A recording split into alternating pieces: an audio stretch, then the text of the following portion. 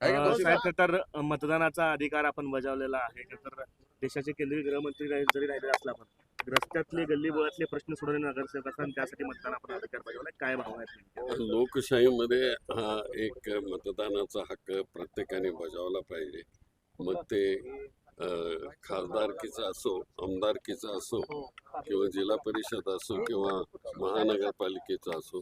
त्यापैकी आज इथं महानगरपालिकेच्या उमेदवारांच्या करता म्हणून आम्ही मतदान केलेलं आहे. त्यांना मी यश चिंतितो.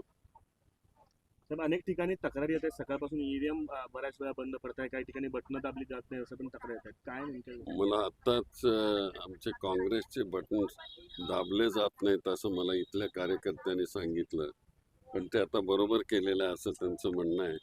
दुसरीकडे आणखी काय असेल तक्रार त्या ताबडतोब करेक्ट केलं पाहिजे.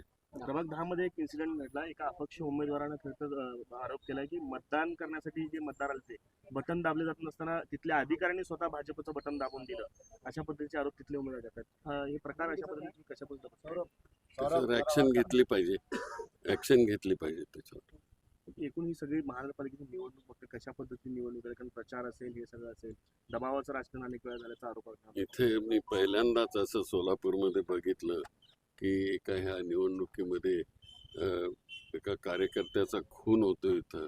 हे अतिशय घृणास्पद आहे. लोकशाहीला अतिशय कलंक लावणारी ही घटना आहे आणि म्हणून लोकशाहीमध्ये अशा प्रकारे होता कामा नये.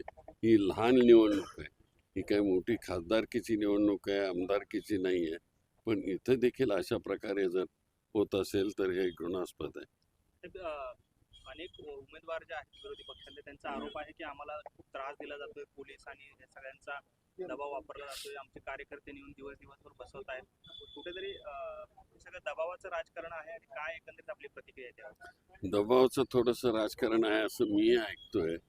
तर आता ते सगळे चौकशी केली पाहिजे नंतर.